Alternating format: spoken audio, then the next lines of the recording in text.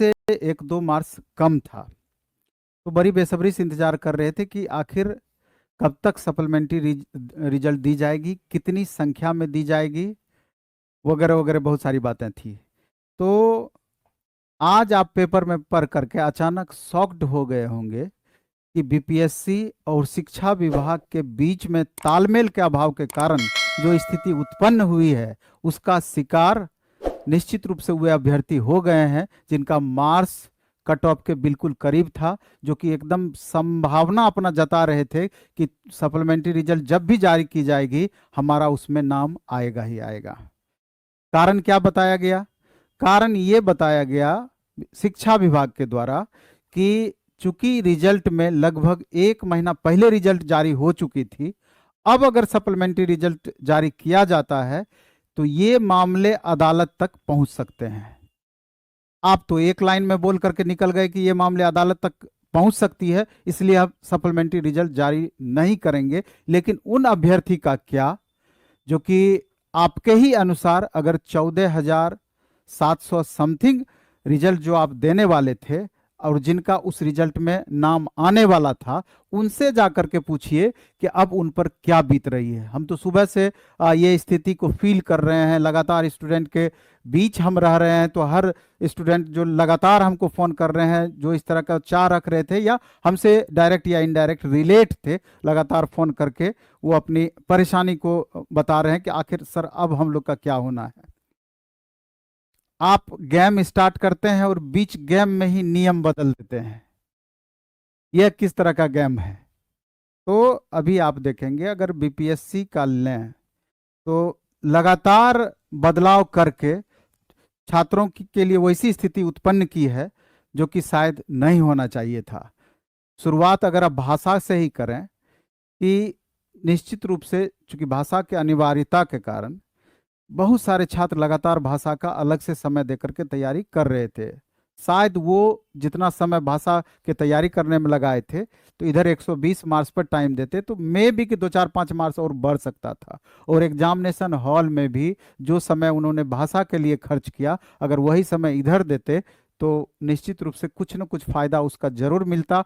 हो सकता है कि जो अभी कट ऑफ के करीब हैं वो उस सीमा रेखा को, बाउंड्री को पार कर चुके होते और कभी और कहीं ना कहीं वो भी इस रिजल्ट में भागीदार होते।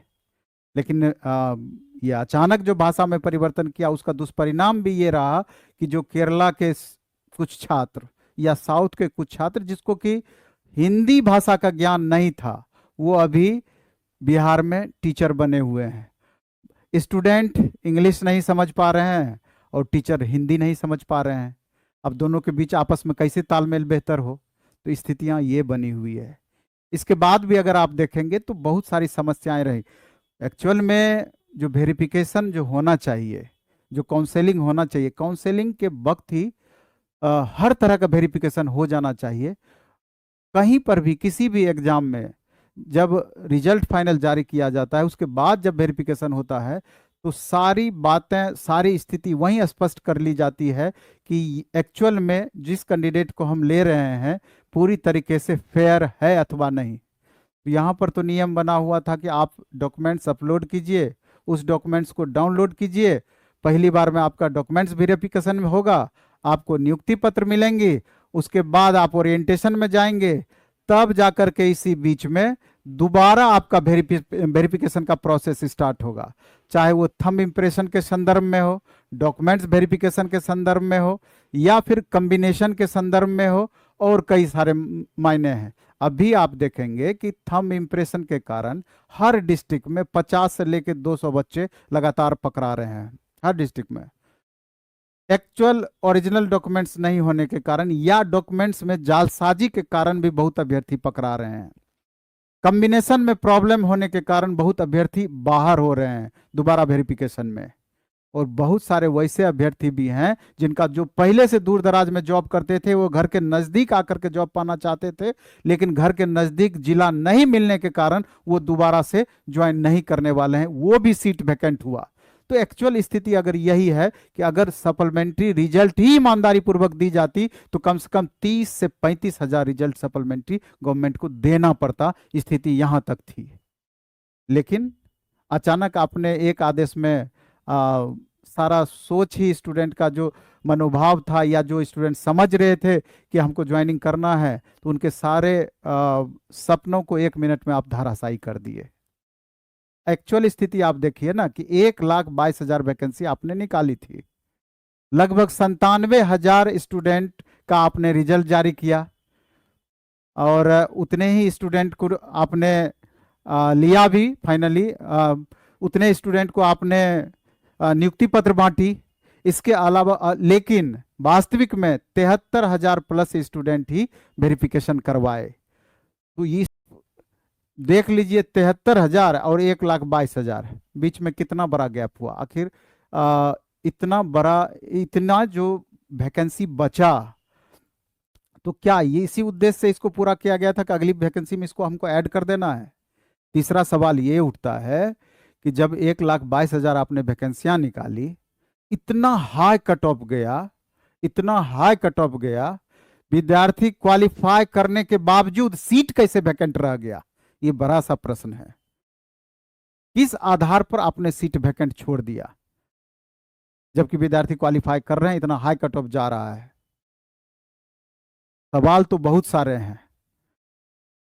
एग्जाम कैंसिल हुआ मैथ का कुछ सेंटर का, जब बाद में आपने री एग्जाम लिया तो क्वेश्चन के लेवल में इतना ज्यादा अंतर क्यों? 10 और 20 का अंतर था, यूं समझिए, या 8 और 20 का अंतर था। क्योंकि जो स्टूडेंट का एग्जाम कैंसिल हुआ, अब कारण जो भी रहा हो, क्या सारे स्टूडेंट की वहां गलती थी? अगर सारे स्टूडेंट की गलती नहीं थी तो उसका खामियाजा पूरे सेंटर के स्टूडेंट क्यों भुगते? बड़ा सा सवाल है। सवाल बहुत सारे हैं। महिला अभ्यर्थी के साथ भी कहीं ना कहीं दिक्कत हुई है। आप अदर स्टेट के महिलाओं को जनरल में उसको काउंट करना चाहिए था, तो यहाँ जो स्पेशल बिहार के यूआर कैटेगरी के जो महिला थी, उसके साथ में अदर स्टेट के महिला को भी रिजर्वेशन का लाभ क्यों दिया गया? और भी रिजर्वेशन पॉलिसी के अंतर्गत नॉर्म को पूरा नहीं किया गया। विकलांग कैटेगरी का ले लीजिए या फिर अदर कैटेगरी में भी इस तरह की बातें हुई है कि कट ऑफ में भारी अंतर हुआ है। तो सवाल बहुत सारे हैं। अब देखना यह है अब आगे क्या करना है। तो सप्लीमेंट्री, सबसे बड़ी बात है कि स्टूडेंट का आपस में यूनिटी का भी अभाव है। जो भी स्टूडेंट या अभ्यर्थी सप्लीमेंट्री रिजल्ट के कारण प्रभावित हो रहे हैं, अगर इनकी एकजुटता आपस में रहती तो अभी नए शिक्षा मंत्री बने हैं, तो नए शिक्षा मंत्री के संज्ञान में हो सकता है कि ये बातें हो सकता है कि ये बातें नहीं भी हो। सुनते हैं, अच्छे व्यक्ति हैं। पर्सनली आप लोग जाकर के एक बार उनसे मिलते, और जो लगातार बीपीएससी के चेयरमैन सर के द्वारा ये आशा दी जा रही थी लगातार कि सप्लीमेंट्री रिजल्ट पे काम चल रहा है, जल्दी जारी किया जाएगा, तो यानी उस बात का कोई वैल्यू नहीं है। तो अगर जाकर के वहां मिलते तो हो सकता है कि कुछ ना कुछ आप लोगों के लिए बात बनती। माननीय उप मुख्यमंत्री तेजस्वी यादव के पास अगर आप पहुंच पाते, मुख्यमंत्री तक अगर आप किसी माध्यम से बात को पहुंचा पाते, अब किस माध्यम से? ट्विटर कैंपेन एक अच्छा माध्यम है। इस तरह का कुछ हो पाता, अगर वहां तक बात पहुंचा पाते तो हो सकता है कि वस्तु स्थिति अलग होती। अब देखना है आगे। हम तो आज ये तीसरा वीडियो है इससे रिलेटेड जो हम बनाए हैं कि किसी भी तरीके से सरकार की नींद टूटे और इन अभ्यर्थियों पर एक नज़र दौड़ाए। खैर जो भी है, अब देखिए आगे आगे क्या होता है, और वीडियो हम इस पर बनाएंगे। अब सवाल उठता है, बहुत सारे ऐसे भी अभ्यर्थी हैं जिनको कि एसटी